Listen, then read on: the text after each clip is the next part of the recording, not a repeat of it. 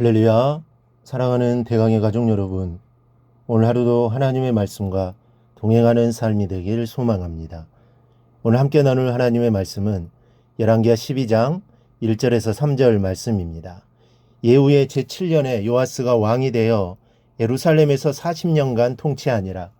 그의 어머니의 이름은 시비야라 브엘세바 사람이더라. 요아스는 제사장 여호야다가 그를 교훈하는 모든 날 동안에는 여호와 보시기에 정직 행하였으되 다만 산당들을 제거하지 아니하였으므로 백성이 여전히 산당에서 제사하며 분향하였더라. 아멘. 본문 11장 21절을 보면 요아스가 왕이 될 때 나이가 7세였더라고 했습니다. 7살밖에 되지 않는 어린아이가 보위에 오르기까지는 그를 뒷바라지해준 훌륭한 사람이 있었기에 가능했던 것입니다. 지금까지의 상황을 간단히 말씀드리면 요아스의 아버지 아하시아 왕이 북이스라엘을 방문하던 중에 예후에게 죽임을 당하자 북이스라엘의 정권은 예후에게 넘어가게 되고 남유다 역시 매우 혼란스러운 정국을 맞이하게 됩니다. 이때 아하시아 왕의 어머니 아달랴가 왕위를 이을 왕자들, 즉 자기의 손자들을 모두 학살하고 남유다를 장악하게 되었던 것입니다.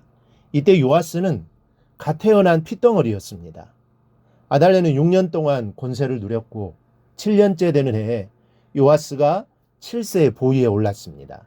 아달랴가 손자들을 학살할 당시 요세바가 요아스를 빼돌려 죽음을 면하게 하였고 제사장이었던 그의 남편 요야다와 함께 요아의 성전에 숨겨 키우기를 6년이란 세월이 흘렀던 것입니다. 뿐만 아니라 요야다는 치밀한 계획을 세워 아달랴를 몰아내고 하나밖에 없는 왕의 혈통인 요아스를 왕위에 앉히는 데 성공했습니다. 따지고 보면 요야다는 요아스의 부모였으며 가르치는 훈장이었고 왕위에 오르게 한 은인이었습니다. 한마디로 제사장 요야다 없이는 지금의 요아스가 존재할 수 없었습니다. 본문으로 돌아가 2절을 보면 오늘 제가 여러분에게 말씀드리고자 하는 중요한 핵심이 담겨져 있습니다. 2절에 요아스는 제사장 요야다가 그를 교훈하는 모든 날 동안에는 여호와 보시기에 정직히 행하였다 기록하고 있습니다. 여호와 보시기에 정직히 행한 왕이라고 명백히 기록하고 있습니다. 그러나 요야다가 그를 교훈하는 모든 날 동안에는 이라는 말이 의미심장합니다. 요야다는 교훈을 받을 동안에는 실수도 없고 잘못함도 없으며 하나님의 보호와 축복을 받는 데에는 실패함이 없었다는 것입니다. 그렇다면 요야다가 죽고 하나님의 말씀으로 교훈을 받지 못하는 순간에는 어떻게 되었다는 것을 암시합니까? 그때부터는 그가 잘못된 길로 행하기 시작했으며 하나님의 축복과 보호로부터도 멀어지기 시작했음을 말해주는 것입니다. 그렇다면 이 본서 저자가 우리에게 정말 하고 싶은 말이 무엇이겠습니까?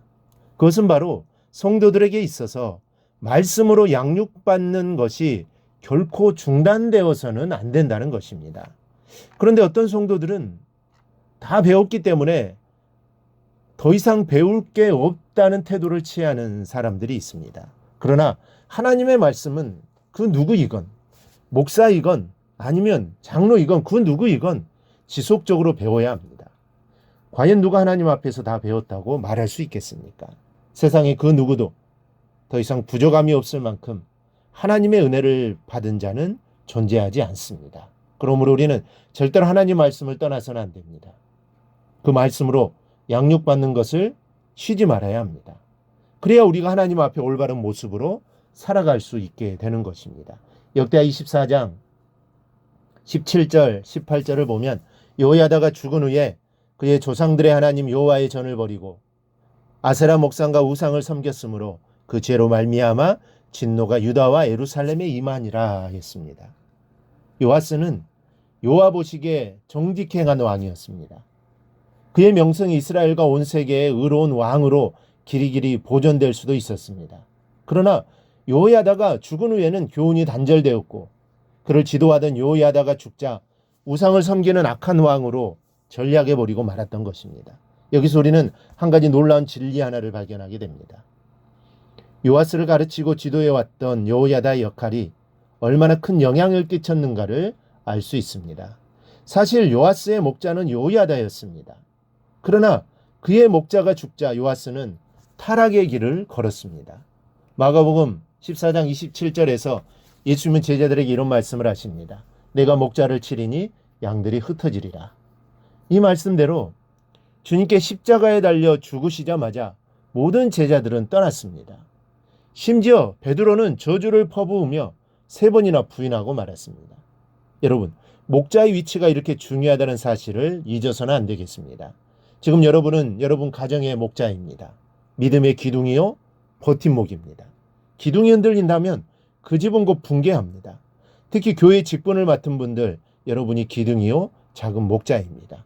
교회 학교 선생님들, 여러분이 흔들리면 어린 양떼는 흩어지고 쓰러지게 될 것입니다. 그래서 야고보 선생님은 말씀하기를 내 형제들아 너희는 선생된 우리가 더 큰 심판을 받을 줄 알고 선생이 많이 되지 말라. 왜냐하면 목자가 쓰러지면 양떼가 쓰러지기 때문입니다. 이제 우리는 믿음의 각오를 새로이 하고 든든히 서야 하겠습니다. 요아스 옆에 있던 요야다가 죽자 선했던 왕이 타락하는 것을 보십시오. 목자와 지도자의 역할이 이렇게 중요합니다.